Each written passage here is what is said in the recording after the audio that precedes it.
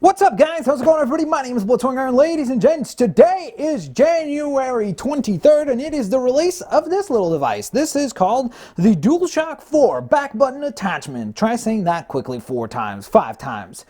Is probably more correct. But regardless, what exactly is this device? I mean, you might be asking. Well, it's a brand new attachment that has been released by the lovely folks over at PlayStation, and essentially what it does is add an extra few buttons onto the back of your controller by attaching to the bottom part through the headphone jack. So I'm actually very curious about how useful this will be, or what kind of quality we will get out of this, because this could in some ways act as a cheaper alternative to something like those Vantage controllers, for example, that are far more expensive. You know, they retail for several $100s, whereas this, I think in the US, I believe it's $29.99, and then in Canada it's $39.99.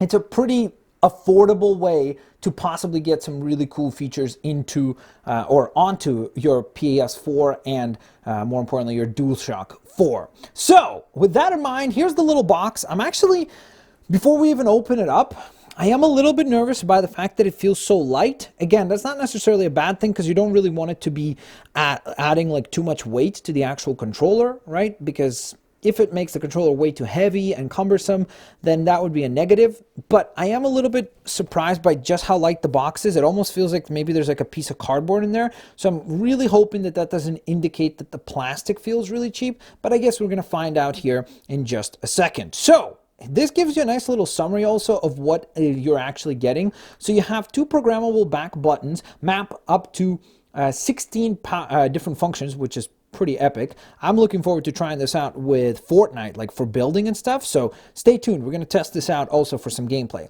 Then you have the OLED screen, which is very surprising that such a relatively, again, cheap item has an OLED screen, so I'm curious to see how that will actually work. Then you have the screen button, lets you customize button assignments, and then you still do have your access to the stereo headset jack, because a lot of people obviously would be concerned that, hey, if I'm giving up the headset jack, do I no longer have that functionality on the controller? You still do. It basically will now attach into this new attachment. So with that in mind, did bring in also just a basic DualShock 4 controller. This is the one that I got, I think, with my very original PS4 that I bought, like the very first version of it.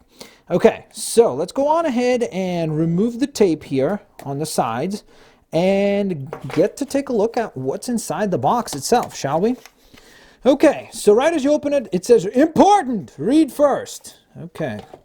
So this says right here, notes for a successful setup. Turn off your controller before attaching the product to your DualShock 4 controller to ensure proper connection. Use this product only with the DualShock 4 wireless controller. I guess that indicates that maybe you shouldn't be trying to use it with like third-party controllers and such. I don't know how it would actually function with that, because I honestly don't own any third-party DualShock-esque controllers, but I guess that would be kind of an interesting test.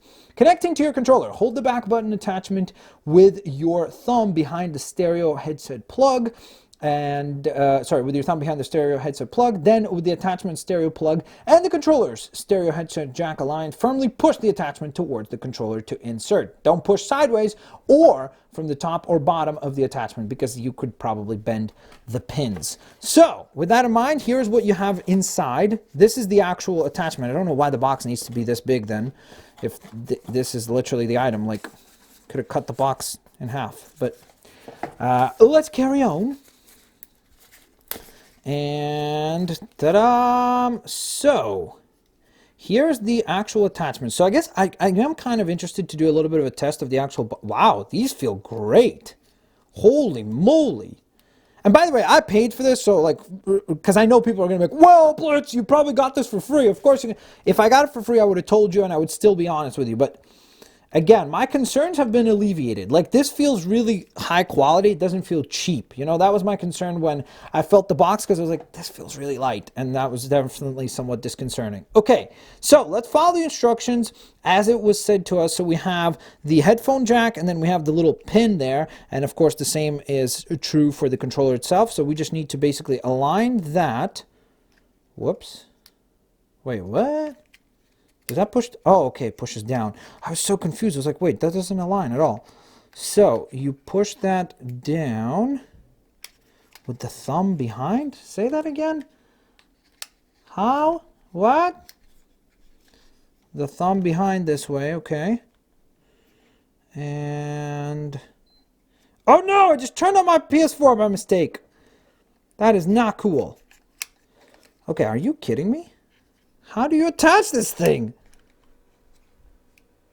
I'm trying to follow the instructions, and I'm not pressing on it at all because I don't feel like forcing it is probably the right way to go about things here. Oh, okay. Well, that's a little bit scary. I'm not going to lie. It definitely seems like you're going to break it for a moment there, but then it's very snug. Holy moly, it adds this really great weight to the controller, and this is what it essentially looks like. So you've got your buttons right there, then you've got your touchscreen right here, which I guess you can remove this little sticker, which I will in a second, and it really doesn't get in the way, except for, I guess you're just going to have to kind of get used to having your fingers on the back here, using them as buttons.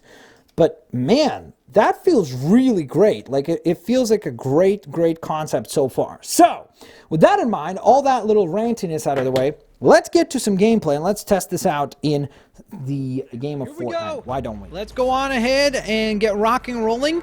So the two buttons that I have assigned for the back button attachment is X for the left-hand side button prompt, as you can see, and then circle will be for the right-hand side, because I think those would be probably most useful. That's just the ability to jump and edit. Seems like it'd be pretty darn useful. So we're going to go on ahead and test this out here in just a second. Now, again, keep in mind that this is applicable to, I was going to say all games, but I guess, again, I guess maybe it wouldn't function with every game out there, but I would imagine that the vast majority of games you could at least use those back buttons for the same type of, yeah, okay, so that works pretty well. That's good. You can jump as well. Neat. Trying to think. Just a little bit concerned about how fast does that happen. I guess that's not terrible, right?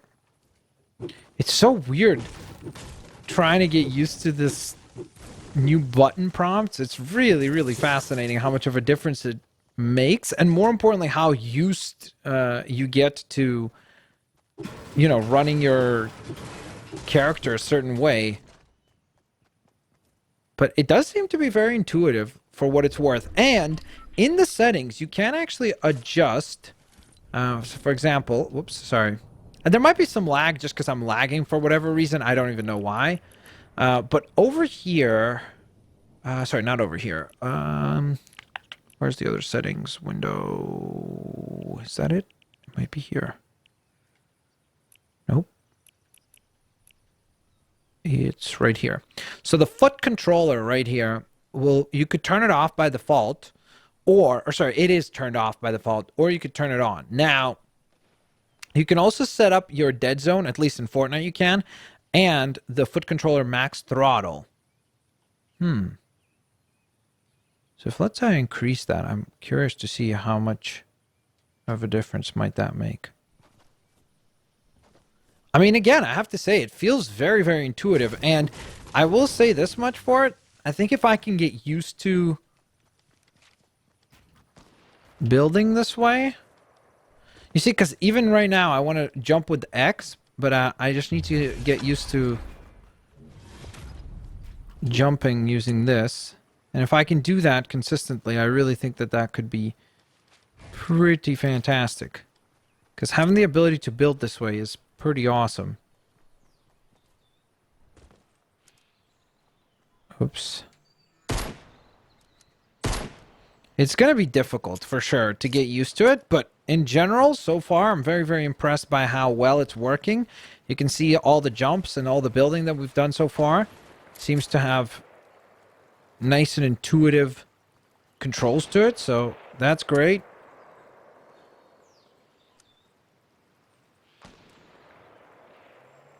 Dang. Whoops. There I go. Oh, come on! This lag is not helping this at all. Yeah, I don't know why I've been lagging lately again. It's interesting. I wonder how this would affect people who might be playing using the claw format.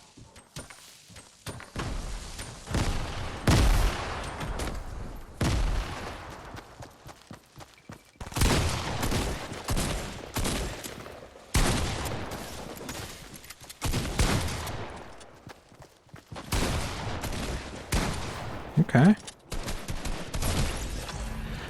So not a good performance, but the device works wonderfully, so that's great.